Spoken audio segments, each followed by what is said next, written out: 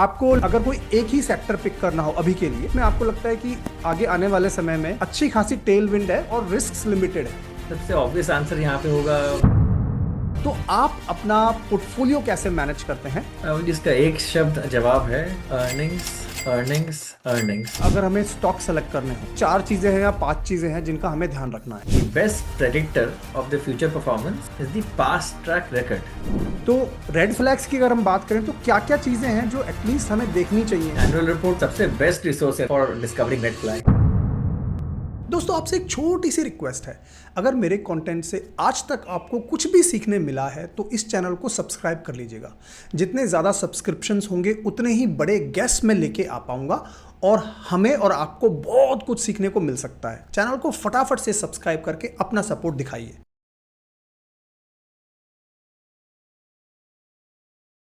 दोस्तों, मेरा नाम है राहुल जैन, मैं हूं एक सेबी रजिस्टर्ड रिसर्च एनालिस्ट। आज के हमारे गेस्ट हैं मिस्टर गौतम वैद, जो कि सीएफए हैं और मैनेजिंग पार्टनर है एसडब्ल्यूपी के। एसडब्ल्यूपी मतलब सिस्टमैटिक विड्रॉल प्लान नहीं, यह है Stellar Wealth Partners India fund for US investors. तो यूएस इन्वेस्टर्स अगर इंडिया में इन्वेस्ट करना चाहते हैं तो एक तरह का हेज फंड है जिसको मैनेज करते हैं गौतम जी। और साथ में इनका एक पीएमएस भी है, कंप्लीट सर्कल स्टेलर वेल्थ, एक फंड है इनका इंडिया में। तो 20 साल से भी ज़्यादा गौतम जी स्टॉक मार्केट में रह चुके हैं, अभी भी बहुत एक्टिव हैं, इक्विटी एडवाइज़र हैं उस फंड के, पीएमएस के। और इनकी एक फेमस बुक भी है, जॉयज़ ऑफ कंपाउंडिंग। अगर आपने नहीं पढ़ी है तो डेफिनेटली आप उसको पढ़िएगा। आज गौतम जी के साथ हम ढेर सारी डिस्कशन करने वाले हैं और इनका जितना भी एक्सपीरियंस है ना, विल ट्राई कि हम उसमें से जितने से ज़्यादा हम सीख सकें वो सीखेंगे आज। ठीक है Gautam ji, thank you so much अपना समय देने के लिए। I am really really looking forward to it. आपके बहुत सारे पॉडकास्ट मैंने सुने भी हैं, और आपके इंटरव्यूज सुने हैं, और मुझे लगता है कि आज का जो डिस्कशन होने वाला है वो इतना एनरिचिंग होगा मेरे लिए पर्सनली और मेरे व्यूअर्स के लिए भी। So thank you so much. धन्यवाद राहुल जी, आपके पॉडकास्ट पे इनवाइट करने के लिए शुक्रिया। Thank you. So Gautam ji, मैं ये कॉन्वर्सेशन ना थोड़ा से बहुत ही ट्रिकी टाइम पे हुआ है और मुझे लगता है टाइमिंग बहुत अच्छी है, क्योंकि पिछले अगर हम देखें 2 साल से भारत के मार्केट को देखें, सितंबर 2024 ऑलमोस्ट 2 इयर्स होने वाले हैं जब हमारा पहला जो एक मैसिव बुल रन चल रहा था पिछले 1-2 साल से, वो एक तरह से हॉल्ट हो गया। और उसके बाद ना बहुत सारी अनसर्टेनिटीज मार्केट को घेरे हुए हैं। डोनाल्ड ट्रंप के टैरिफ का एक बहुत बड़ा हवा बना था 2025 में। फिर उसके बाद वहाँ से हम जब निकलने ही वाले थे, उबरने ही वाले थे कि भाई ठीक है चीज़ें सेटअप हो रही हैं, उसके बाद ईरान यूएस इसराइल का वॉर चालू हो गया, जिसकी वजह से हमारी इकोनॉमी को, मार्केट को काफ़ी डेंट लगा है। एफआईज बाहर निकाल रहे हैं पैसा काफ़ी ज़्यादा। तो मेरा आपसे क्वेश्चन ये था कि जब ऐसा माहौल होता है, बहुत सारी अनसर्टेनिटी होती है, तो आप अपना पोर्टफोलियो कैसे मैनेज करते हैं इमोशनली भी? एंड कहते हैं ना, मतलब फंडामेंटली आप क्या देखते हैं, टेक्निकली क्या देखते हैं, इमोशनली क्या देखते हैं, कैसे इंडिकेटर्स या मैक्रोज आप रखते हैं, या अपने आप को कैसे कूल एंड काम रखते हैं ऐसे समय में? राहुल जी, इसका एक शब्द जवाब है अर्निंग्स अर्निंग्स अर्निंग्स। तो बेसिकली एज इन्वेस्टर, जब सब निवेशकों को एक सिंगल चीज़ पे फोकस करना चाहिए, बॉटम अप स्टॉक पिकिंग, मतलब माइक्रो पे फोकस करना चाहिए। देखिए, मैक्रो ऐसी चीज़ है जो हमारे वश में नहीं है।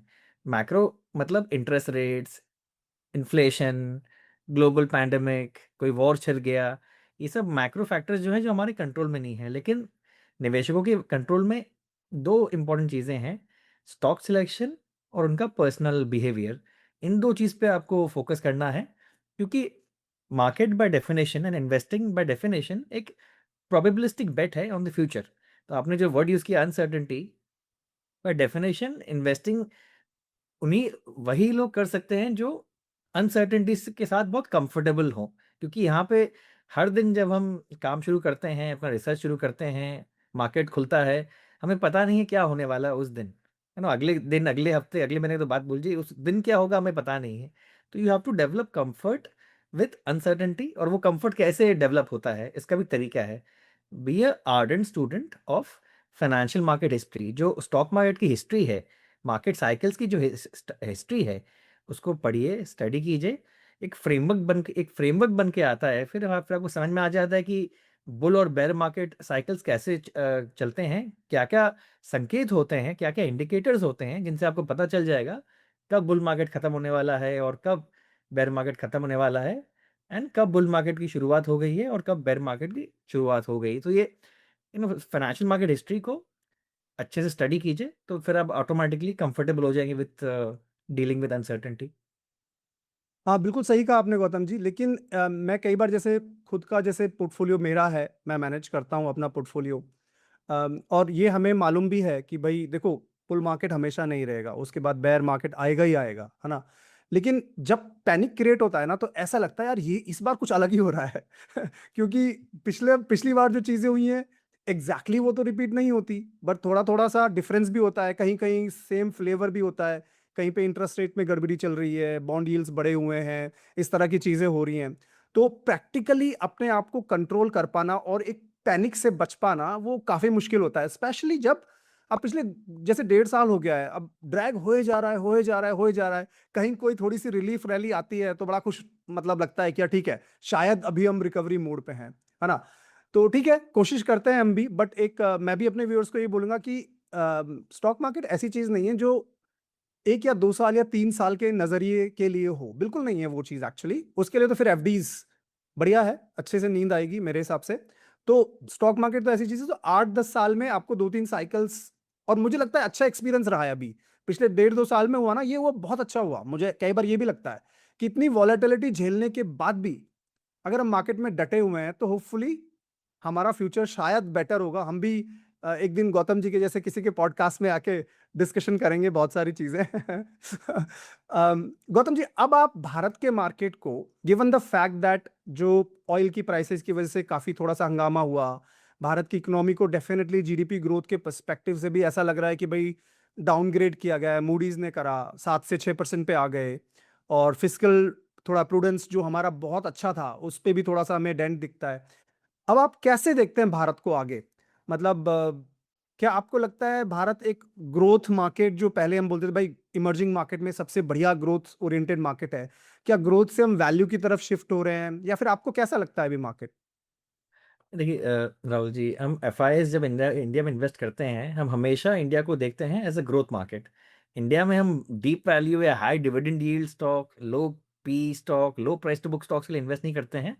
हम जब भी कोई इमर्जिंग मार्केट में इन्वेस्ट करते हैं, चाहे साउथ कोरिया हो, चाहे ताइवान हो, चाहे इंडिया हो, हम देखते हैं कि इसमें ग्रोथ पोटेंशियल है कि नहीं। क्योंकि जब हम एक इमर्जिंग मार्केट में इन्वेस्ट करते हैं, हम regulatory risk, domestic political stability risk, currency risk, multiple risks को अंडरराइट करते हैं। तो हमारे लिए सबसे पहला मेट्रिक जो हम देखते हैं वो है ग्रोथ। तो भारत भी हम ग्रोथ मार्केट की तरह ही व्यू करते हैं और उसी हिसाब से इन्वेस्ट करते हैं। और इंडिया में जनरली मैंने देखा है पिछले 18-20 सालों में कि ये लो पी स्टॉक्स जो होते हैं इंडिया में, या तो वो लो पी तब होते हैं जब कोई डीप सिक्लिकल या कोई कमोडिटी स्टॉक हो जो एकदम पीक ऑफ द साइकिल में लो पी दिखा रहा है, या फिर कोई फ्रॉडुलेंट कंपनी है, या कोई कॉर्पोरेट गवर्नेंस इशू है, और या फिर और कोई रेगुलेटरी हेडविंड चल रही है उस बिजनेस में। तो इंडिया में आपको अच्छे क्वालिटी बिजनेसेस विद टेलविंड्स कभी सस्ते नहीं मिलेंगे। ये आपको बेयर मार्केट या खराब बाजार में थोड़े महंगे मिलेंगे, लेकिन आपको ये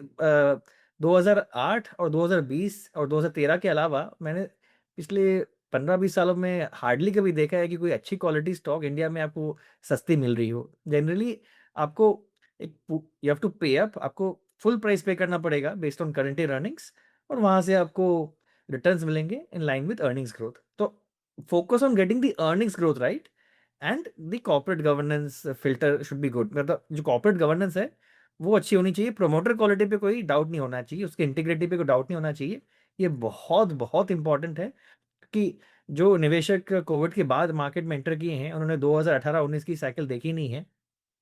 इंडियन बाजार में राहुल जी 4 बड़े रिस्क होते हैं, और जो निवेशक होते हैं वो पीरियोडिकली ये रिस्क को भूल जाते हैं। फॉर एग्जाम्पल, पहला रिस्क है बिजनेस रिस्क। 2003 से 7 के बीच में बुल रन किसमें आया? कमोडिटी स्टॉक्स में, रियल एस्टेट स्टॉक्स में, इंफ्रास्ट्रक्चर स्टॉक्स में। बिजनेस रिस्क लोग भूल गए कि इनमें रिकरिंग रेवेन्यूज नहीं है।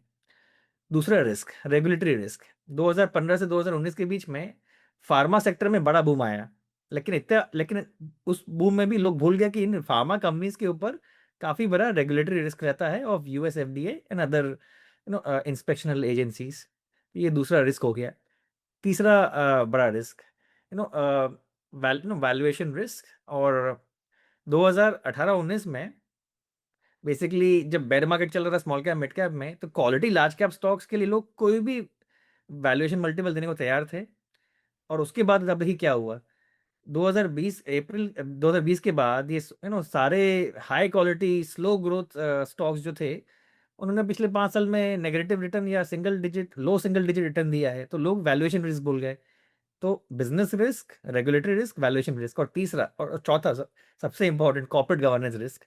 2014 से 17 के बुल मार्केट जो आया था स्मॉल कैप मिड कैप में, उसमें लोग भूल गए corporate governance risk. They overlooked promoter quality and then they paid the price in 2018-19। तो ये 4 रिस्क आपको कभी भूलने नहीं चाहिए, तब जाके आप एक बहुत सक्सेसफुल इन्वेस्टर बनेंगे इंडियन बाजार में। ये 4 रिस्क बुल मार्केट में, हर बुल मार्केट में आप देखेंगे इन 4 में से एक रिस्क इग्नोर होना शुरू हो जाएगा। लेकिन आपको डिसिप्लिन मेंटेन करना है। जो सक्सेसफुल इन्वेस्टर में जितने भी सक्सेसफुल इन्वेस्टर्स देखा है मार्केट में, पिछले जो मार्केट में लंबे समय से हैं, उन सब में एक खास कॉमन क्वालिटी है, discipline discipline discipline. They do not go down the quality curve towards the end of a raging bull market. And towards the end of a bull market is the most risky period for investors, because उस समय ही you let your guard down, you fall prey to FOMO, fear of missing out। अब दूसरों को देखते हैं तेजी से पैसा बना रहे हैं लो क्वालिटी जंक स्टॉक्स में, आप भी उन स्टॉक्स को अपने पोर्टफोलियो में शामिल करना शुरू कर देते हैं। And by the end of a bull market आपका पोर्टफोलियो बन जाता है like starts looking like a zoo. You have got 40-50 stocks in your portfolio, जिसकी शुरुआत आपने की थी 10-15 अच्छे स्टॉक से। बाय द एंड पूरा लो क्वालिटी जंक स्टॉक से भर जाता है। तो ये सब आपको या तो आप हार्ड तजुर्बे, डिफिकल्ट तजुर्बे से ये सब सीखिए खुद, या फिर अच्छी किताबें पढ़ के। मैंने सेकंड किताब जो लिखी है the making of a value investor, उसका सब टाइटल है what a bear market taught me about investing. तो 2018-19-20 कोविड क्रैश का जो बेयर मार्केट था, उसमें मेरी सारी जो बिग बिग लर्निंग्स थी, जो मैंने गलतियां जो भी की थी 2014 से 17 के रेजिंग बुल मार्केट में, वो सारे गलतियों का प्रायश्चित मुझे करना पड़ा 2018-19 और 20 के कोविड क्रैश में। तो no, you either can learn from other peoples mistakes through their writings और थ्रू देयर इंटरव्यूज, या फिर आप खुद हार्ड एक्सपीरियंस से नुकसान पाके फिर वो लेसन सीखिए। Choice is yours. नहीं, very very well said. I really liked आपने जो 4 रिस्क समझाए हैं, काफ़ी इम्पोर्टेंट है। और मैं मुझे रेजोनेट हो रहा है बहुत अच्छे से कि जो आपने इस इन पर्टिकुलरली वैल्यूएशन जो रिस्क बताई है कि कई बारी एक स्टॉक जो है वो भाग रहा है बहुत तेजी से, प्राइस देख लेते हैं हम लोग और उसके वैल्यूएशन पी रेशियो वगैरह, मतलब जो सिंपलेस्ट मेट्रिक है, कई बारी 60-70 पी हो जाता है और हमको लगता है कि यार कोई प्रॉब्लम नहीं है, मतलब ये तो आगे भागता ही रहेगा ये स्टॉक। तो उस तरह से हम हाई वैल्यू पे, हाई प्राइस पे ले लेते हैं स्टॉक को। अम, गौतम जी, अभी अगर हम बात करें भारत का जिस तरह का मार्केट है, एक और जो कंसर्न जो बहुत मेरे चैनल पे भी कमेंट्स में आया है कि राहुल, कुछ इस तरह का नैरेटिव या स्टोरीज मार्केट में है कि क्या अगले 10 साल तक, मतलब कुछ लोगों ने वीडियोस भी बनाई है, क्या अगले 10 साल तक भारत का स्टॉक मार्केट ऑलमोस्ट 0% रिटर्न देगा, जैसे जापान में हुआ या एल्सवेयर हुआ, जहां पे मतलब वैल्यूएशंस इतने ज्यादा हैं, ग्रोथ उतनी आ नहीं रही है, तो मतलब मार्केट जाएगा नहीं। ऐसा आपका कोई इसमें क्या एक व्यू पॉइंट बनता है? ये एक नैरेटिव है, स्टोरी है, और बहुत तरह की स्टोरीज मार्केट में फैलती हैं, लेकिन आपका व्यू क्या है? क्या आप इससे सहमत करते हैं या आपको लगता है कि नहीं, ऐसा तो नहीं है, बट कुछ और होने वाला है अगले 10 साल में भारत के स्टॉक मार्केट में? ये राहुल जी बहुत बहुत अच्छा सवाल है, और उसमें थोड़ा डिटेल्ड आंसर देना चाहूँगा इस सवाल का। देखिए मार्केट में, अगर again I go back to history, market में कुछ भी हो सकता है, चाहे यूएस बाजार हो या इंडियन बाजार हो। मैं आपको बहुत इंटरेस्टिंग स्टैटिस्टिक बताता हूँ। 31 दिसंबर 1964 से लेकर 31 दिसंबर 1981 तक 17 सालों में डाउ जोन्स इंडस्ट्रियल एवरेज 874 से 875 तक गया। 17 सालों में सिर्फ एक सिंगल पॉइंट बढ़ा। लेकिन उन 17 सालों के दौरान भी वॉरेन बफेट ने अपना पोर्टफोलियो को 20% सीएजीआर में कंपाउंड किया। तो जो इंडेक्स इन्वेस्टर्स हैं उनके लिए रेलेवेंट सवाल है, लेकिन जो स्टॉक्स में इन्वेस्ट करते हैं मार्केट में, तो रेंज बाउंड मार्केट्स में भी अपॉर्चुनिटीज मिलती हैं। फॉर इंस्टेंस, मैंने जॉर्जर कंपाउंडिंग में एक पूरे टेबल में दर्शाया है with examples of stocks from Indian market कि जनवरी 2008 से लेकर सितंबर 2013 तक 5 साल 9 महीने निफ्टी सेंसेक्स ने दिया जीरो रिटर्न 5 साल 9 महीने। आपने 10 साल की बात की, मैं से थोड़ा कम बात कर रहा हूँ, बट 5 साल 9 महीना भी काफी लंबा समय है जब इंडियन इंडेक्स ने जीरो रिटर्न दिया। लेकिन उस दौरान भी बहुत सारे स्टॉक्स थे इंडिया में, including some high quality large cap and mid cap stocks, जिन्होंने काफी वेल्थ क्रिएट किया इन्वेस्टर्स के लिए। तो इट्स नॉट अबाउट द जो इंडेक्स इन्वेस्टर्स हैं, उनके लिए ये सवाल रेलिवेंट है, बट जो डायरेक्टली स्टॉक्स में इन्वेस्ट करते हैं लाइक एक्टिव स्टॉक पिकर्स या म्यूचुअल फंड मैनेजर्स, उनके लिए it will always be about bottom stock picking. एक और बहुत इंपॉर्टेंट बात राहुल जी, देखिए हम लोग चिंता में आ गए हैं क्योंकि इतने सारे मैक्रो कंसर्न्स इंडिया को लेके आज के दिन। GDP growth, real GDP growth rate भी स्लो डाउन हुई है फ्रॉम 7% टू 5.5%। तो स्लो डाउन तो आया है, लेकिन पिछले 10 साल में देखिए कितने सारे तकलीफों से हम जूझे हैं। कोविड की वजह से कुछ साल बर्बाद हुए, ग्रोथ के कुछ साल बर्बाद हुए, फिर रशिया यूक्रेन वॉर भी हो गया, फिर यूएस ने इंडिया पे 50% टैरिफ भी लगा दिया। उसके बाद तेल के दाम 2022 में भी तेजी से बढ़े, यूएस रशिया यूक्रेन वॉर की वजह से, और इस साल यूएस ईरान वॉर की वजह से। तो प्रॉब्लम्स पिछले 10 साल में भी काफ़ी इंडिया में आई हैं। 2000 18-19 में तो इंडिया में इकोनॉमिक स्लोडाउन उस समय भी आया था। तो लेकिन अब मैं एक डेटा पॉइंट शेयर करता हूँ, बहुत इंटरेस्टिंग। पिछले 10 साल में और इन द BSE 500, क्या आपको पता है कि 103 स्टॉक्स आउट ऑफ BSE 500 पिछले 10 साल में 10 have given more than 1000% returns. इसका मतलब हर 5 में से एक share in the top 500 companies of India पिछले 10 साल में ऑलमोस्ट 1000% रिटर्न दिया इन्वेस्टर्स को, in spite of last 10 years being so difficult for the Indian economy. काफी वॉलिटिलिटी रही है राइट पिछले 10 साल में, तब भी आपके पास मोर देन 100 स्टॉक्स थे from the top 500 liquid names जिन्होंने इतना सारा रिटर्न जनरेट किया। तो it will always be about bottom of stock picking. अभी आज के बाजार में भी आपको वो शेयर्स ढूंढने हैं buy led by capable promoters and which are enjoying industry tailwind. अगर आपको रीजनेबल वैल्यूएशन में या इवन थोड़े एक्सपेंसिव वैल्यूएशन मिल जाए, आपको उसमें इन्वेस्ट करके लॉन्ग टर्म के लिए होल्ड करना है, इग्नोर द वोलेटिलिटी। अच्छे प्रमोटर्स के अच्छे quality shares in industries with tailwinds आपको इवेंचुअली पैसा बना के देते ही हैं इंडिया में।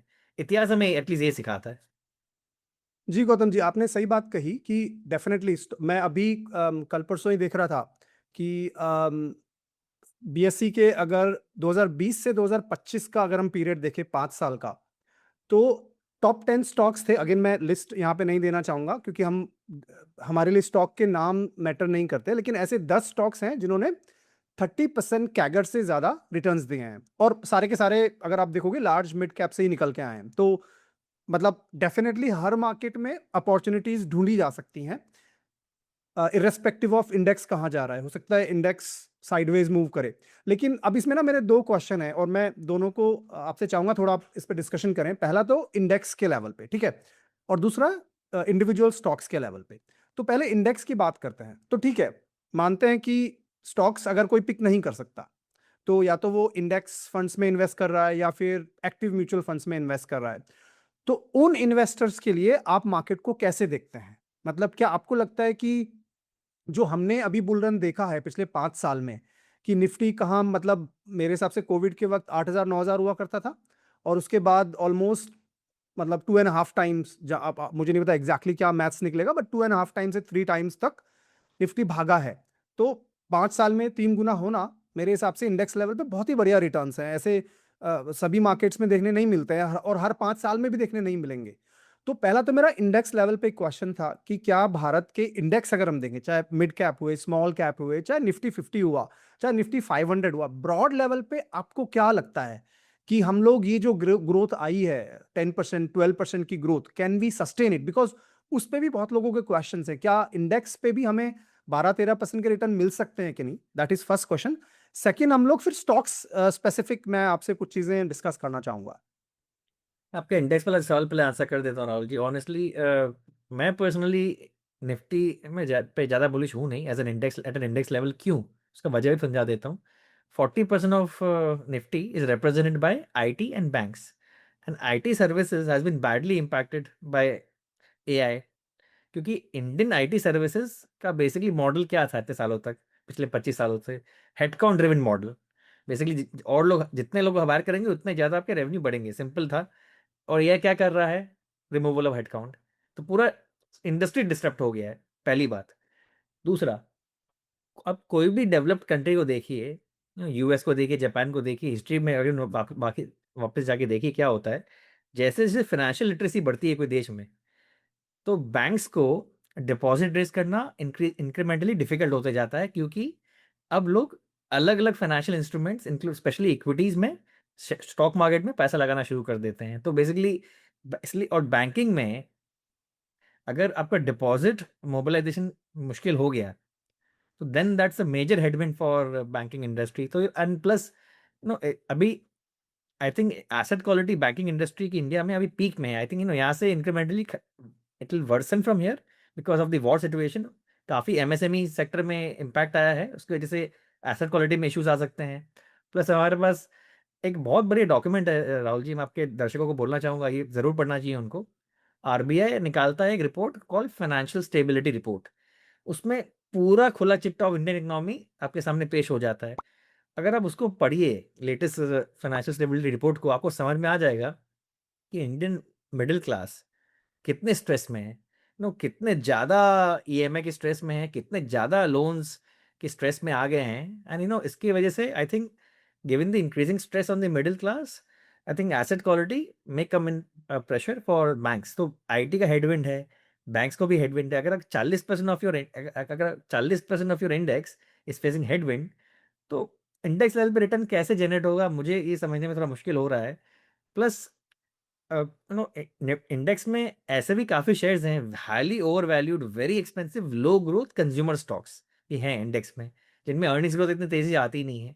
इंडिया की रियल ग्रोथ स्टोरी है in the broader market outside the headline indices. जो स्मॉल कैप मिड कैप का क्षेत्र है, वहां पे इंडिया की असली ग्रोथ स्टोरी है, और वो इंडेक्स में रिप्रेजेंटेड नहीं है आज के दिन। और आप काफ़ी लोग सरप्राइज होंगे जानकर कि आपको स्मॉल कैप मिड कैप के अंदर भी सेक्टोरल लीडर्स मिल जाते हैं। बहुत सारे इंडस्ट्रीज हैं जहाँ पे सिर्फ 3-4 प्लेयर्स हैं, और leading number 1 and 2 players listed है in the small cap mid cap space. तो वहां पे आपको फोकस करना है, और वहां पे बड़ा वेल्थ क्रिएट होगा। जी, आई थिंक ये आपका लॉजिक जो आपने निफ्टी का दिया, वो मुझे भी काफ़ी लगता है कि कॉन्सन्ट्रेटेड है निफ्टी। तो अगर 1-2 सेक्टर अच्छा परफ़ॉर्म करेंगे तो इंडेक्स परफ़ॉर्म करेगा, और अगर वो सेक्टर अच्छा नहीं करेंगे तो डेफ़िनेटली फिर वहाँ पे क्वेश्चन आता है रिटर्न्स बनेंगे कि नहीं बनेंगे। और मिड कैप, स्मॉल कैप में थोड़ा-सा ज़्यादा होराइज़न अपना बड़ा है, तो ठीक है, मतलब वहाँ पे उतना कॉन्सन्ट्रेशन नहीं है।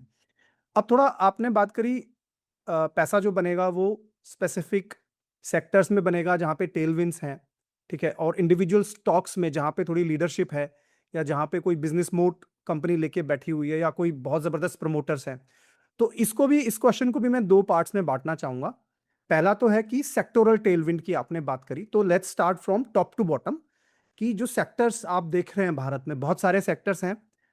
आपको लेट्स से अगर कोई एक ही सेक्टर पिक करना हो अभी के लिए, वैसे आप बोल भी सकते हैं कि राहुल जी एक एक सेक्टर से क्या होगा ना, सेकंड और थर्ड भी मैं बताना चाहूँगा। बट एटलीस्ट एक सेक्टर आप मुझे बताएँ जिसमें आपको लगता है कि आगे आने वाले समय में अच्छी अच्छी खासी टेलविंड है और रिस्क्स लिमिटेड है। सबसे ऑब्वियस आंसर यहाँ पे होगा फाइनेंशियलाइजेशन ऑफ सेविंग्स थीम। तो बेसिकली ये पूरा जो इंफ्रास्ट्रक्चर है around financialisation of savings in India, चाहे डिपॉजिटरीज हो, रजिस्टर एंड ट्रांसफर एजेंट्स हो, एसेट मैनेजमेंट कंपनीज हो, वेल्थ मैनेजमेंट कंपनीज हो, ब्रोकरेजेस हो।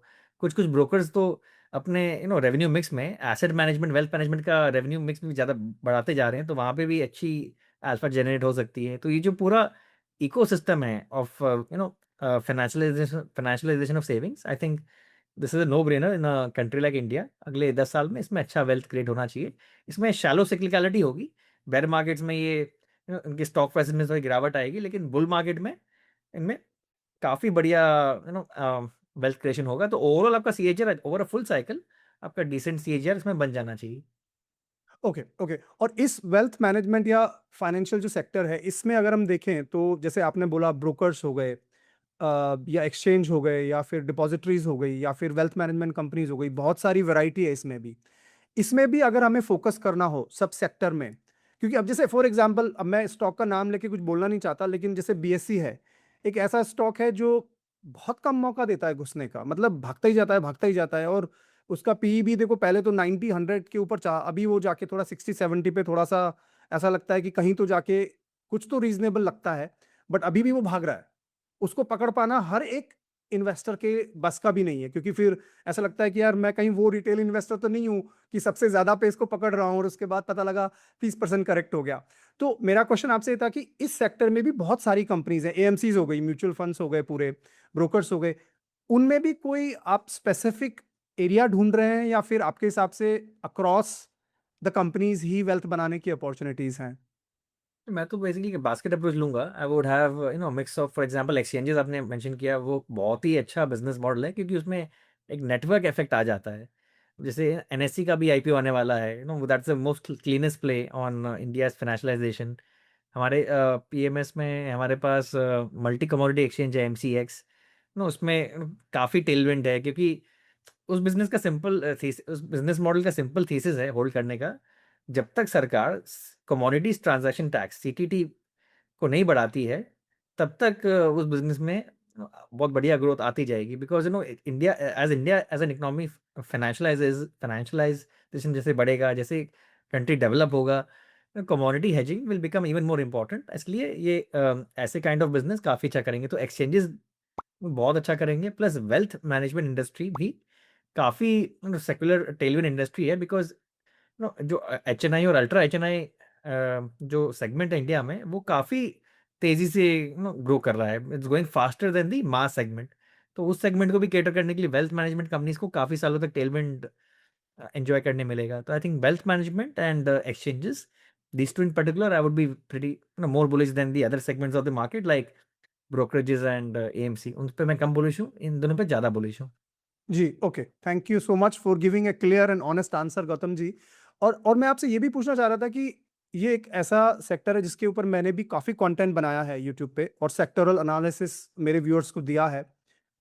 एक चीज़ जो मुझे पूछनी थी, अगर आपके पास डेटा पॉइंट है, अगर आपके पास नहीं है तो वेल एंड गुड, कोई भी प्रॉब्लम नहीं है, बट मैं ये सोचता हूँ कि कैपिटल मार्केट रिलेटेड जो कंपनीज हैं, let's say I don't know 40-50 companies का अगर एक बास्केट देखें हम across the ecosystem, earnings wise क्या आपको लगता है ये एक ऐसा बास्केट होगा जो more than 20% CAGR earnings wise, EPS अगर मैं देखूं, उतना ग्रोथ इसमें आपको विजिबल दिखता है, या फिर मैं कहीं किसी और ही प्लेग्राउंड की बात कर रहा हूँ?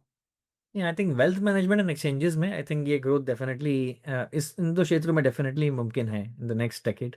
आई ओके। पर्सनली बिलीव ये स्ट्रेट लाइन में नहीं आएगा ऑब्वियसली। जी जी। कुछ सालों में 35-40% ग्रोथ भी आएगी, बेयर मार्केट्स में जीरो ग्रोथ भी आएगी। तो बेसिकली नॉर्मलाइज हो जाएगा growth over the long run. But as long as you get 20% CAGR in earnings per share over the long run, I think that's a good outcome. Okay. Okay, ठीक है। तो okay, अब ये tell wind की बात हुई कि इस सेक्टर में टेल विंड है डेफिनेटली, एंड हमको सबको लॉजिक भी समझ में आया कि भारत के लोग सेविंग्स, बैंक अकाउंट, एफडी से पैसा निकाल के और कैपिटल मार्केट में डाल रहे हैं, इक्विटी का शेयर बढ़ रहा है। अब मुझे आपको ये पूछना था कि इसमें जैसे अगर हमें स्टॉक सेलेक्ट करने हो, ठीक है, तो क्या आप हमें एक एक सिंपल बट पावरफुल कोई फ्रेमवर्क होगा कि स्टॉक सेलेक्ट करते वक्त ये 4 चीज़ें हैं या 5 चीज़ें हैं जिनका हमें ध्यान रखना है? ऐसा कुछ आपके पास अगर फ्रेमवर्क है तो मेरे व्यूअर्स के लिए काफ़ी यूज़फुल हो जाएगा, अगर आप शेयर करें तो please. You're talking about the capital marketplace in particular, या any stock in नहीं, general? I think capital market पे अगर अपन फोकस करें, ऐसी कुछ मैट्रिक्स हैं जो हमें ध्यान में रखनी है, जो हमें एक ये बता के देगा कि जैसे एएमसीज़ हैं, एएमसीज़ में भी बहुत सारे बिज़नेसेस हैं, है ना? आईसीआईसीआई, एचडीएफसी से लेके कैनरा रैप, बहुत सारी लिस्टेड कंपनीज़ हैं। अब उनमें भी लोगों को कन्फ्यूजन ये होता है कि यार इतनी सारी एएमसीज़ हैं, मैं उसमें अगर मुझे एएमसी बिज़नेस में सेलेक्ट करना है, तो मैं कैसे? क्योंकि हर एक सेक्टर और सब सेक्टर की एक खूबी होती है या उसकी एक कुछ बारीकियाँ होती हैं, जो अगर हमने नहीं सीखी और अगर हमने नॉर्मल ही मैट्रिक्स लगा दिए कि भाई पी रेशियो क्या है, पीबी रेशियो क्या है, वो सब इंपॉर्टेंट है, मैं ये नहीं कह रहा कि उनको डिस्काउंट कर रहा हूँ। बट होता क्या है कि हम लोग अगर हर सेक्टर पे एक जेनेरिक अप्रोच लगा देते हैं, तो होता क्या है कि वो फिर कहते हैं ना कि दूध अलग नहीं है और छाछ अलग नहीं है। आप हर चीज़ को एक ही नज़रिए से देखोगे तो शायद उतना अच्छा सिलेक्शन ना हो पाए। तो मैं ये सोच रहा था कि कैपिटल मार्केट से रिलेटेड कंपनीज़ जो हैं, उनमें हमें क्या चीज़ें हैं जो हमें ध्यान में रखनी चाहिए सेलेक्ट करने से पहले? हाँ, ये अच्छा सवाल है। देखिए, मैं आपको कि आपने एकदम सही कहा कि हर एक बिजनेस जो शेयर मार्केट में लिस्टेड है, हर एक बिजनेस मॉडल की अलग अलग रेलेवेंट मैट्रिक्स है जो हम देख जिन पे हमें फोकस करना चाहिए। एक सिंपल उदाहरण देता हूँ। फॉर एग्जांपल, मैं खुद ही एक एसेट मैनेजमेंट कंपनी चलाता हूँ यहाँ पे, it's a hedge fund. But India में let's take an example of a mutual fund, वो भी एक एसेट मैनेजमेंट कंपनी हुई। उसमें आप क्या-क्या चीज़ पे आपको फ़ोकस करना चाहिए। पर नो डेट वर्सेस इक्विटी का स्प्लिट क्या है in the overall assets under management, क्योंकि इक्विटी में ज़्यादा मार्जिन बनता है। तो जो एएमसीज़ में इक्विटी, जो इक्विटी वाला पोर्शन है जिसमें बढ़ते जा रहा है, वहाँ पे पोटेंशियल ज़्यादा बढ़िया है, वहाँ पे प्रॉफ़िटेबिलिटी बेटर होगी। वो एक मैट्रिक है। दूसरा मैट्रिक आप देखेंगे क्लाइंट स्टिकीनेस, तो आप देखेंगे percentage of SIP in total book कितना है, क्योंकि SIPs tend to be more स्टिकियर।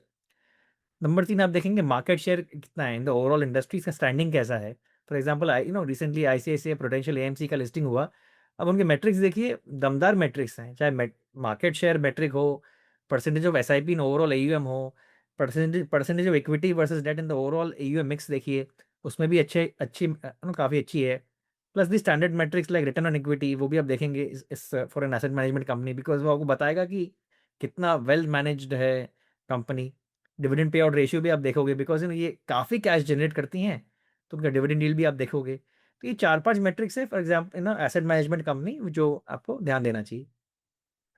बहुत बढ़िया, बहुत बढ़िया। मैं अपने व्यूअर्स को एक रिक्वेस्ट करना चाहूँगा। थोड़े ही समय पहले मैंने आईसीआईसीआई, जो सर ने अभी बताया, आईसीआईसीआई एंड एचडीएफसी एएमसी दोनों को कंपेयर करा था अपने एक वीडियो में। अपने एडिटर को बोलूँगा यहाँ पर वो वीडियो का थंबनेल भी डाल दें। और आई वॉज अमेज्ड टू सी कि आईसीआईसीआई, अगेन कोई रिकमेंडेशन नहीं है हमारी, बट एक कंपैरिजन जिससे आपको समझ में आया एज व्यूअर्स। आईसीआईसीआई एएमसी की रिटर्न ऑन इक्विटी जो उनके कॉर्पोरेट प्रेजेंटेशंस में आई थी, अराउंड 80% आई थी। मतलब आसपास भी नहीं है उसके कहीं। एचडीएफसी का I think, if I am not incorrect, it was around 35%। तो जो गौतम जी ने अभी बात करी कि रिटर्न ऑन इक्विटी एक बहुत ही इंपॉर्टेंट पैरामीटर है मेरे हिसाब से, और क्लियरली टॉप 2 या टॉप 3 आप एएमसीज देखेंगे, बहुत सारी एएमसीज में आपको स्टार्क डिफरेंस पता लगेगा कि ये मेट्रिक कैसे डिफर कर रही है। एंड आई थिंक अभी very recently, not not very recently, very soon SBI AMC भी शायद लिस्ट होने वाली है, जो नंबर 1 होगी। आई थिंक सितंबर अक्टूबर 2026 में उसकी लिस्टिंग होने वाली है। तो उसका क्या इम्पैक्ट होगा इन सारी एएमसीज पे, वो भी एक इंपॉर्टेंट क्वेश्चन है कि ऑलवेज कैनिबलाइजेशन नहीं होता है, बट समटाइम्स होता भी है। तो ये एक अच्छा डिस्कशन हुआ जो आपने बताया हमें, गौतम जी। इन जनरल भी मैं आपसे समझना चाहूँगा, क्योंकि आप मुझे समय दे रहे हैं, तो मैं चाहता हूँ मैक्सिमम वैल्यू आपसे निकाल लूँ अपने व्यूअर्स के लिए, कि बाकी जो नॉर्मल बिजनेसेस होते हैं, ऐसे क्या आप क्वालिटी पैरामीटर्स यूज़ करते हैं सेलेक्ट करते वक्त स्टॉक्स, जिससे कि आपको लगे कि हाँ यार, अगर मैंने ये पैरामीटर्स देख लिए तो मैंने अपना होमवर्क तो कर लिया, उसके बाद प्राइस मेरे हाथ में नहीं है, किसी के भी हाथ में नहीं है एक्चुअली। तो वो क्या पैरामीटर्स होंगे? देखिए, वॉरेन बफेट जी ने हमें बहुत बढ़िया सीख दी है। उन्होंने कहा है, the best predictor of the future performance is the past track record. इसमें कीवर्ड क्या है? Past track record. इसके अंदर सब कुछ शामिल हो जाता है। तो आप ये देखिए, फिर सिंपल पिछले 5 और 10 साल का होराइजन में देख चेक कर लीजिए। तिजोरी फाइनेंस, स्क्रीनर.इन, इन सब वेबसाइट पे आपको पूरा लास्ट 5 से 10 साल का हिस्ट्री मिल जाएगा।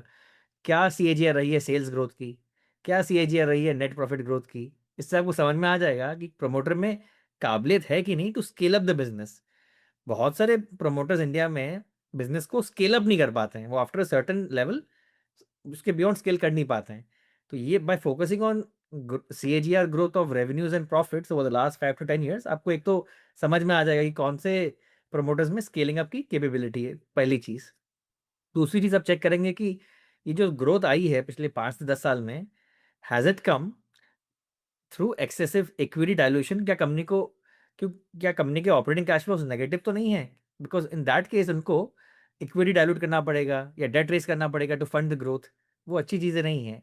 जो कंपनीज़ ऑर्गेनिक रेवेन्यू ग्रोथ कर सकती हैं from internal accruals, those are the best managed companies of India. तो उनमें आपको बेसिकली फोकस करना है। आप ये भी चेक कीजिए कि हाई प्रमोटर शेयर होल्डिंग है कि नहीं। The higher the better. Less than 30% is not that good, but 50% और मोर तो कम से कम आपको देखना चाहिए कि इतना तो कम से कम skin in the game promoter का है कि नहीं। ये भी चेक कर लीजिएगा कि कहीं प्रमोटर ने कोई भी अपने शेयर्स प्लेज तो नहीं किए ना, क्योंकि बेयर मार्केट में pledge shares are like a taking time bomb. वो ये उस टाइप के स्टॉक प्राइसेस में सबसे बड़ी गिरावट आती है जहाँ पे high promoter pledging of shares होते हैं, तो वो आपको अवॉइड करना है। तो लो डेट टू इक्विटी आप चेक कीजिए बैलेंस शीट में। एक तो कैश फ्लो में देखिए ऑपरेटिंग कैश फ्लो अच्छा जनरेट करता है कि नहीं, और बैलेंस शीट में देखिए कि short term long term debt कम है कि नहीं। तो ये बेसिक हाइजीन फैक्टर्स हैं जिनसे आपको एक स्टार्ट आपको एक अच्छा टेम्पलेट मिल जाएगा कि हाँ, ये एक वेल मैनेज्ड बिजनेस है। फिर आप उसके वैल्यूएशन पे एंड फ्यूचर ग्रोथ प्रॉस्पेक्ट्स को देखकर डिसाइड कर सकते हैं कि आपको उसमें निवेश करना है या नहीं करना है।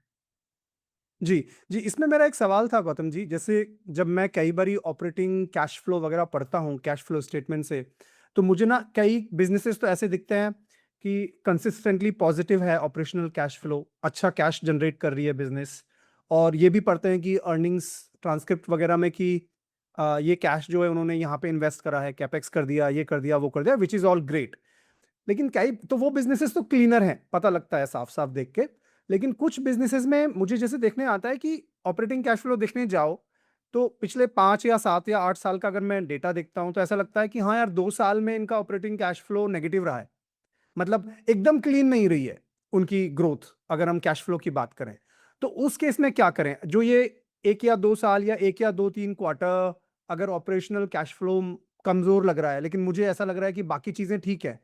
तो क्या उसको हम थोड़ा फर्दर स्टडी करें या फिर हम उसको इग्नोर भी कर सकते हैं? मतलब उस केस में हम क्या कर कर सकते हैं?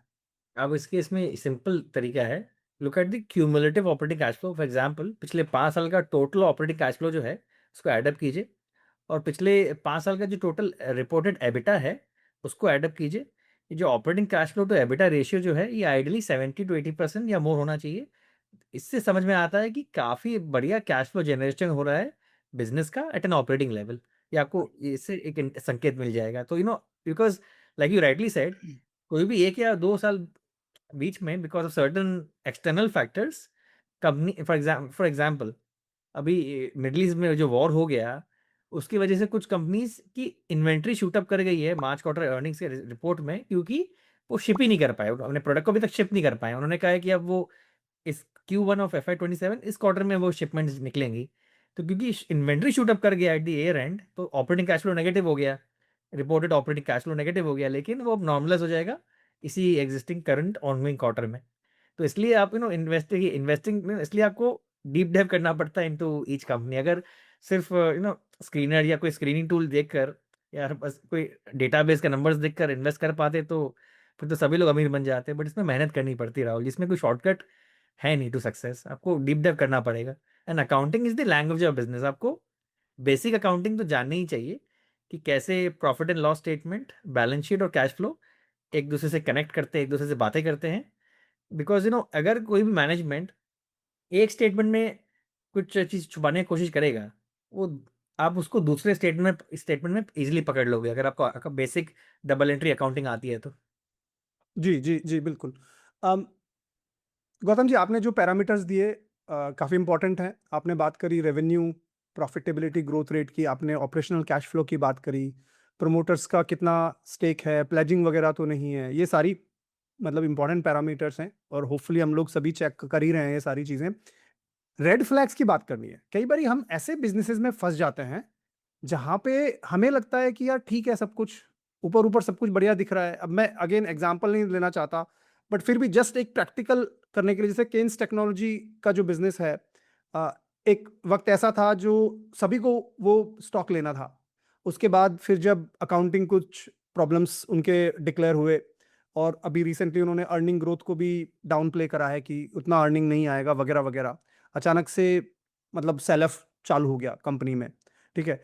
तो रेड फ्लैग्स की मैं बात कर रहा था कि जो रेड फ्लैग्स हमें जो बाद में पता लगते हैं, यू नो मतलब हमने स्टॉक खरीद लिया, उसके बाद पता लग रहा है कि यार ये इसमें प्रॉब्लम आ गई। अभी रिसेंटली कल ही न्यूज़ में था, एचडीएफसी बैंक में वो 45 करोड़ का जो एक न्यूज़ में था, मुझे नहीं पता कितनी सच्चाई है उसमें, बट ये चीज़ें निकल के आ रही हैं, या फिर जो उनके चेयरमैन थे उन्होंने रिज़ाइन करा ये सब बातें करने के लिए। तो कुछ चीज़ें ऐसी होती हैं जो हम शायद नहीं देख पाते हैं। तो रेड फ्लैग्स की अगर हम बात करें, तो क्या-क्या चीज़ें हैं जो एटलीस्ट हमें देखनी चाहिए? क्या एनुअल रिपोर्ट से हमें कुछ रेड फ्लैग्स पता लग सकते हैं? कैसे हम रेड फ्लैग्स निकालें? एनुअल रिपोर्ट तो सबसे बेस्ट रिसोर्स है Rahul ji for discovering red flags. तो और complete circle Stellar level PMS में हम कोई भी स्टॉक में निवेश करने से पहले एक कॉम्प्रिहेंसिव कॉर्पोरेट गवर्नेंस चेकलिस्ट को फॉलो करते हैं। फॉर एग्जांपल, हम सबसे पहले चेक करते हैं कि भाई क्या ऑडिटर्स ने कोई क्वालिफिकेशंस तो रेज नहीं किया है ना अपने ऑडिटर रिपोर्ट में। क्या क्योंकि जो फीस है कहीं वो रेवेन्यू ग्रोथ से ज़्यादा तेज़ी से तो नहीं बढ़ रही है ना। हम ये भी देखते हैं कि क्या कोई फ्रीक्वेंट चेंज इन ऑडिटर्स तो नहीं हो रहे ना कंपनी के लेवल पे। तो हम ये भी चेक करते हैं कि जो प्रमोटर है, does he have any political affiliations, और any criminal proceedings against him? क्या कंपनी के ऊपर प्रीवियसली कोई सीबीआई, इन्फोर्समेंट डायरेक्टरेट या इनकम टैक्स डिपार्टमेंट का रेड तो नहीं पड़ा है ना? हम ये भी चेक करते हैं कि कोई सिग्निफिकेंट रिलेटेड पार्टी ट्रांजैक्शंस तो नहीं है कंपनी की with their privately listed privately held entities, because that's bad corporate governance practice. हम ये भी चेक करते हैं कि कोई प्रमोटर ने कहीं शेयर्स ज़्यादा प्लेज तो नहीं किया है ना? क्या हिस्ट्री ऑफ इक्विटी डायल्यूशन ज़्यादा एक्सेसिव तो नहीं है ना? हम ये भी चेक करते हैं कि जो लिस्टेड एंटिटी है, क्या promoter same line of business अपने प्राइवेट अनलिस्टेड कंपनी में तो नहीं चला रहा, क्योंकि वहाँ पे तो उसका 100% ओनरशिप है। तो कॉन्फ्लिक्ट ऑफ इंटरेस्ट आ सकता है विद द लिस्टेड एंटिटी, तो वो भी आप चेक कीजिए। आप ये भी चेक कीजिए कि क्या कंपनी की रेवेन्यू रिकॉग्निशन पॉलिसी बहुत अग्रेसिव तो नहीं है ना? कंपनी बहुत ज़्यादा वर्किंग कैपिटल इंटेंसिव तो नहीं है ना? अब ये भी चेक कीजिए कि कोई बड़ी कंटिंजेंट लायबिलिटी तो नहीं है, बिकॉज़ ये सारे चीज़ आपको डिस्क्लोज़ करने पड़ते हैं एनुअल रिपोर्ट में। और ये भी चेक कीजिए कि कोई ऑफ बैलेंस शीट ऑब्लिगेशन तो नहीं है। फॉर एग्ज़ाम्पल, क्या प्रमोटर ने अपने बाकी जो ग्रुप कंपनीज़ हैं, लिस्टेड या अनलिस्टेड, उनकी डेट की गारंटी तो नहीं दे दी है by against the assets of the listed entity? तो ये सारी चीज़ें आपको चेक करनी और it's a very thorough exercise, इसमें काफ़ी टाइम लगता है, but there is no alternative to hard work. आपको ये specially when you are in a fiduciary position of managing public money, people's hard and savings, तब तो आपको बहुत फ़ोकस करना चाहिए कि देखिए, मैं अपने तजुर्बे से आपको ये कह सकता हूँ राहुल जी, देखिए, बेयर मार्केट आएगा, खराब बाज़ार आएगा, स्टॉक प्राइस गिरेंगे, क्लाइंट कुछ नहीं बोलेगा आपको। लेकिन अगर आपने चोर प्रमोटर या बैड प्रमोटर, अनएथिकल प्रमोटर की वजह से अपने क्लाइंट के पैसे डुबाया कोई भी शेयर में, तो उसका भरोसा टूट जाता है आपके आपके ऊपर से, और फिर वो पैसा विथड्रॉ कर लेता है और फिर वो कभी वापस नहीं आता। तो आपको एक bare minimum you have to do, कम से कम अपना फॉरेंसिक एनालिसिस आपकी पूरी कंप्लीट होनी चाहिए when you are investing in any company. जी, जी, बिल्कुल सही कहा आपने, ठीक है। तो ये सारे फैक्टर्स हैं जो एक तरह से रेड फ्लैग निकल के आ सकते हैं और बिफोर वी इन्वेस्ट हम लोग को ये सब चीज़ें चेक कर लेनी चाहिए एक बार। अम, गौतम जी, एक चीज़ मुझे आपसे पूछनी थी अभी, जो ये थी कि कुछ ऐसी पॉपुलर बिलीफ्स होती हैं इन्वेस्टिंग की। फॉर एग्ज़ाम्पल कुछ लोग बोलते हैं कि पी रेशो कम होना चाहिए, वो अच्छा है। इस तरह की पॉपुलर बिलीफ्स होती हैं। मैं आपसे ये समझना चाहूँगा, पिछले 20 साल में आपने बहुत सारी पॉपुलर बिलीफ्स देखी होंगी। हो सकता है आपने कुछ उनमें से फॉलो भी करी हो अपने जब आपने करियर स्टार्ट किया होगा, आई एम श्योर हम लोग सभी करते हैं। ऐसी कौन-सी एक कॉमन पॉपुलर बिलीफ है जिसको आप स्ट्रांगली डिसएग्री करते हो? बोलते हो यार ये चीज़ मुझे कभी समझी ही नहीं या फिर मैं इससे कभी भी एग्री ही नहीं करता।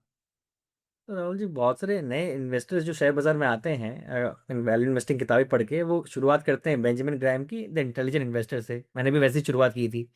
उस किताब में फ़ोकस पूरा था on low PE, low price to book stocks. तो मुझे मुझे भी जैसे आपने सही कहा, शुरू-शुरू में लगता था कि भई सिर्फ़ low PE, low price to book stocks में ही निवेश करना है। That's the only way to make money. High PE stock में पैसा लगाऊँगा तो मेरा परमानेंट लॉस ऑफ कैपिटल हो जाएगा, बट ये गलत था। This is one investing believe जिससे मैं स्ट्रांगली डिसएग्री करता हूँ कि आप एक हाई पी शेयर लेकर पैसा नहीं बना सकते हैं। Whether you make money from a high PE stock depends only on one thing, कि कंपनी अपने लाइफ साइकिल के कौन से स्टेज में है। कोई भी बिजनेस राहुल जी 4 स्टेजेस से गुजरता है अपने लाइफ साइकिल में। Early stage, then high growth stage, then maturity stage जब ग्रोथ स्लो डाउन आती है, और देन फाइनली डिक्लाइन स्टेज जब बेसिकली फॉल डी ग्रोथ शुरू हो जाती है।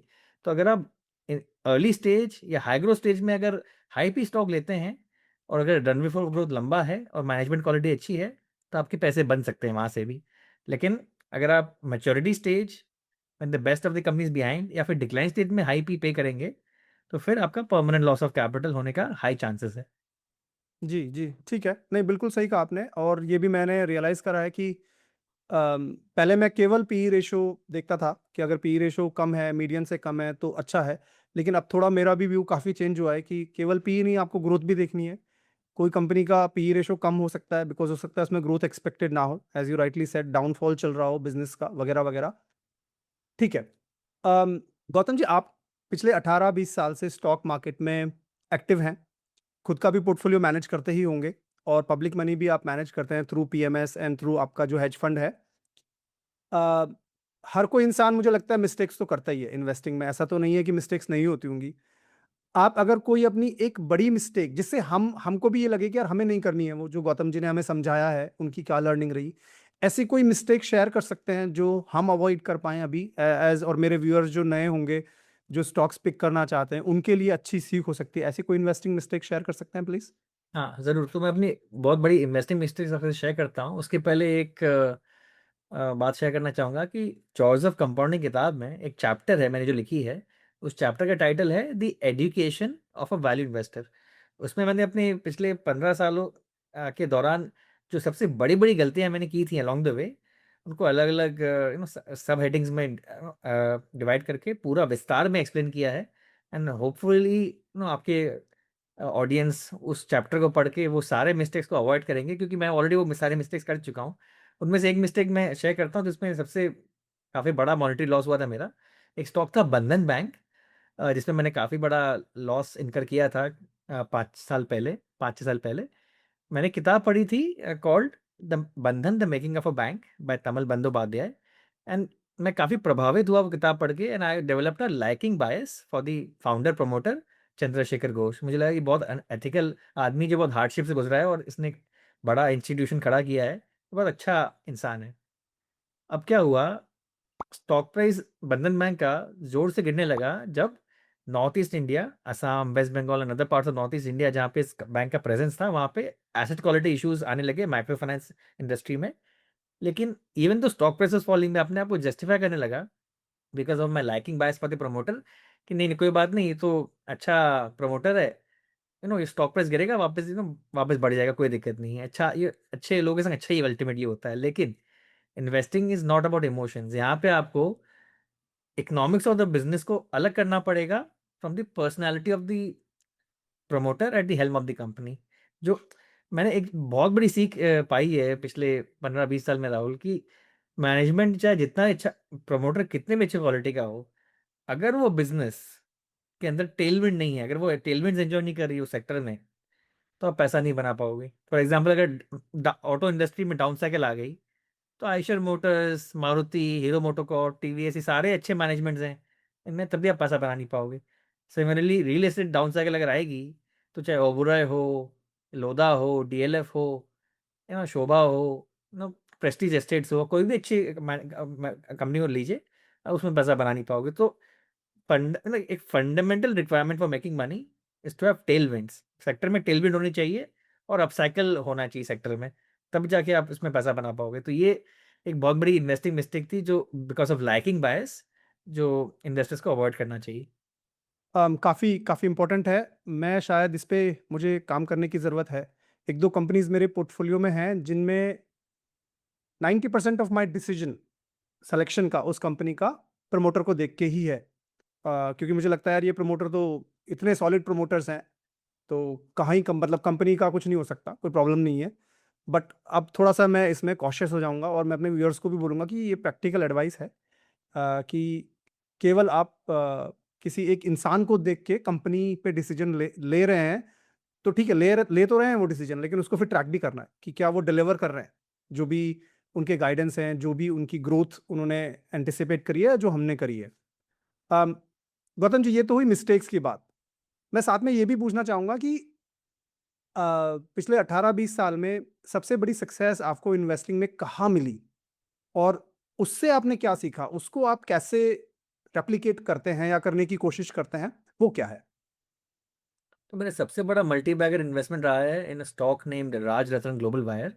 ये जून 2020 और जून 2022 के बीच में ये स्टॉक 20 गुना बढ़ गया था, ऑलमोस्ट 2000% रिटर्न दिया था। एंड उसका बैकग्राउंड समझा देता हूँ कैसे मैंने इन्वेस्टमेंट को डिस्कवर किया था। तो 2018-19 और अर्ली पार्ट ऑफ 2020 में इंडियन ऑटो इंडस्ट्री में डाउन साइकिल चल रहा था। तो पूरा ऑटो इंडस्ट्री ऑटो फेवर था, और उसके अंदर ये छोटी सी auto industry micro cap company थी, जो ट्रेलिंग पी मल्टीपल जिसका 5 चल रहा था on depressed earnings. Generally on peak corporate earnings अगर लो पी मल्टीपल हो तो दैट्स अ रिस्क, बट यहाँ पे डिप्रेस्ड अर्निंग्स पे लो 5 के ट्रेलिंग पी पे आपको शेयर मिल रहा था। और इस कंपनी ने बहुत बड़ा एक्सपेंशन हाल ही में कंप्लीट किया था। मैंने इन दीज केसेस आपको बस एक चीज़ चेक करना है, बैलेंस शीट खोलना है, चेक करना है कि इसमें डेट कितना है, और फिर कैश फ्लो खोल के देखना है कि ऑपरेटिंग कैश फ्लो सफिशिएंट है टू सर्विस द डेट, कि अगले 2 साल भी अगर डाउनटाइम चले तो ये कंपनी अपना कंफर्टेबली डेट सर्विस कर पाए। And then you have to be patient and wait for the cycle to recover, because mean reversion हर इंडस्ट्री में आता है eventually. Cycles are predominant and across industries, सब में ये प्ले आउट करते हैं। आपको बस पेशेंस रखना है बहुत सारा, बिकॉज़ जब साइकिल टर्न करेगा in your favour, that is when you make the big money in the share market. Basically बहुत सारे सफल निवेशकों को आप देखिए, जो बड़े wizards of the last street हैं, एक कॉमन पैटर्न निकल के आएगा। उन्होंने first half of the career में पैसा मल्टीप्लाई किया in cyclicals and commodities and special situations, और second half of the career में they are compounding it in quality. ये स्टैंडर्ड टेम्पलेट है of all the big investors in the market. First half में multiply करते हैं पैसा, second half में compound करते हैं पैसा क्वालिटी में शांति से। बहुत बढ़िया, सुंदर। Thank you so much Gautam ji for that. कुछ और भी मेरे क्वेश्चंस हैं जो जिनको मैं जनरली रैपिड फायर कहता हूँ, लेकिन मैं चाहता हूँ आप उनका तसल्ली से डिटेल अगर आंसर देना चाहें तो दीजिए, क्योंकि मुझे लग रहा है हर वर्ड में बहुत सारी विज़डम आ रही है मेरे व्यूअर्स के लिए और मेरे लिए भी। तो आप समय लेके अपना आंसर दीजिएगा। पहला क्वेश्चन है कि given the current market conditions and the narrative कि एफआईज़ भारत छोड़ के हमेशा के लिए जा रहे हैं, ऐसा मुझे नहीं लगता होगा, बट चलिए ठीक है, मान लेते हैं।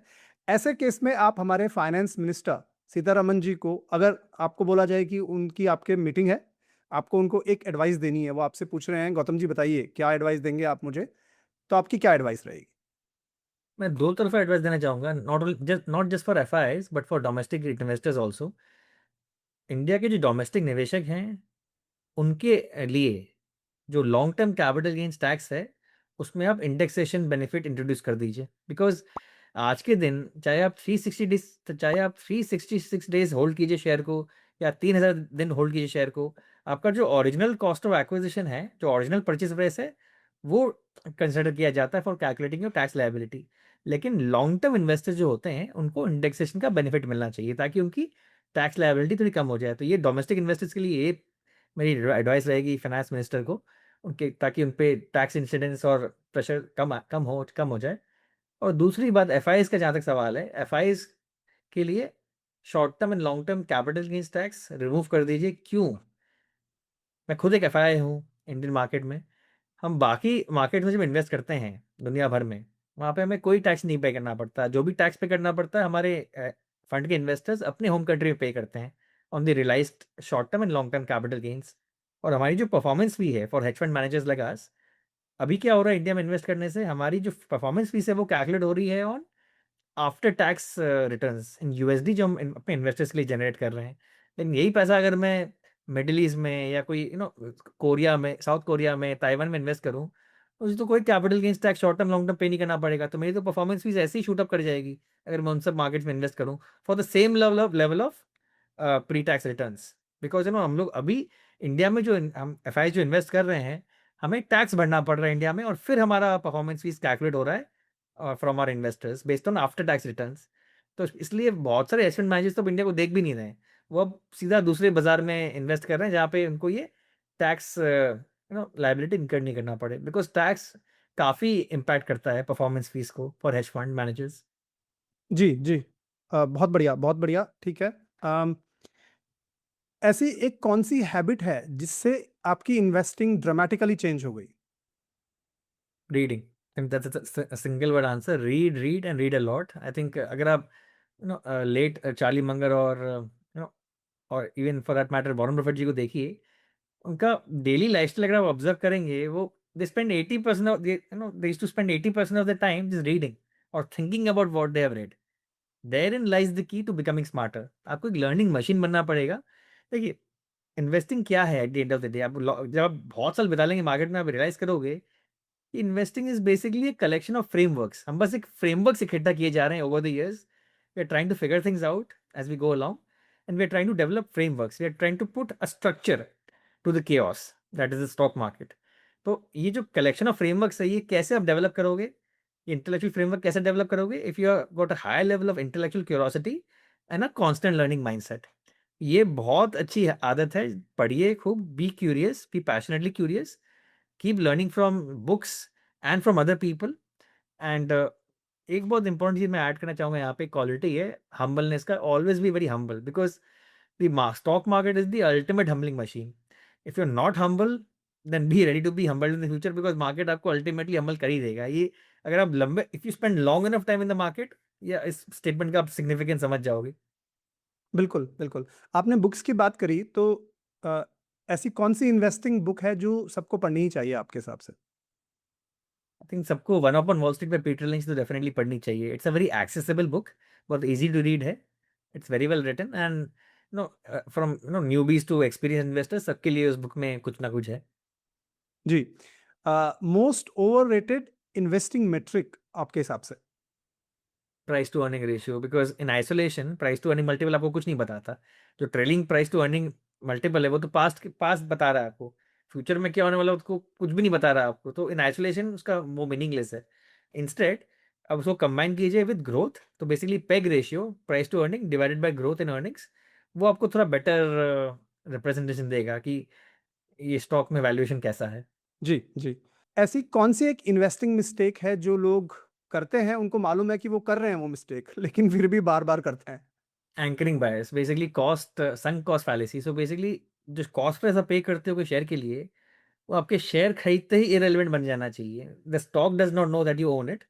और बहुत लोग क्या करते हैं राहुल जी, मान लीजिए एक स्टॉक लिया, गलती वो स्टॉक के परचेज़ से गलती थी, लेकिन वो उनकी वो निवेशक क्या बोलेगा, चलो मैं कॉस्ट प्राइस एक बार आ जाए वापस, तब मैं इसको बेच के दूसरे शेयर में पैसा लगा लूँगा। You don't have to recover your losses from the same stock in which the mistake was made. अगर गलती हो गई है, no, cut your losses, take the hit, get out, put the money into a better opportunity, because एक बात याद रखिएगा राहुल जी, हर बड़ा नुकसान की शुरुआत हुई थी एज अ स्मॉल नुकसान। तो don't let your small losses snowball into big losses. ये स्टॉक मार्केट का गुरु मंत्र सिंपल है, no, cut the weeds and water the flowers, basically cut your losers and let your winners run. ये गुरु मंत्र है of success in the share market. Simple but not easy, क्योंकि human nature makes it very difficult. I know, और हम लोग इसका opposite ही करते हैं जनरली। हम लोग जहाँ पे थोड़ा-सा प्रॉफ़िट दिखता है बुक करके ये रहता है कि प्रॉफ़िट ले लो, और लॉसेस को हम लोग रखे रखते हैं अपने पोर्टफ़ोलियो में 3 साल, 4 साल। तो अ, प्रैक्टिकली वो कर पाना आई थिंक उसमें थोड़ा-सा समय भी लगता है, थोड़ा एक्सपीरियंस भी लगेगा। होपफुली धीरे-धीरे सबको ये बात समझ में आएगी कि ज़रूरी नहीं हम एक स्टॉक को रखे रहें। चाहे वो लॉस मेकिंग है तो let's just cut out the loss and move on. वो एक फ़िलॉसफ़ी एटलीस्ट मेरे लिए बहुत मुश्किल है वो। मैं आपको बहुत ऑनेस्टली शेयर कर रहा हूँ गौतम जी कि कई बारी लॉस हो जाता है और लगता है कि नहीं यार, अभी तो मैनेजमेंट ने ये कमेंट्री दी है, शायद होपफुली नेक्स्ट 2 क्वार्टर्स में अच्छी परफॉर्मेंस आएगी, अच्छी अर्निंग आएगी, स्टॉक अच्छा परफॉर्म करेगा। तो इस चक्कर में, इस भरोसे में कई बारी हम रखे रहते हैं। बट ठीक है, नहीं अच्छी बात बताई। मेरा लास्ट क्वेश्चन, आई नो हम लोग थोड़ा-सा ओवर रन कर गए, सो सॉरी फॉर दैट। थोड़ा-सा पर्सनल क्वेश्चन है, if you were to go out on a dinner with a celebrity, who would that be? और ऐसा क्यों? जिनको आप चूज़ करेंगे?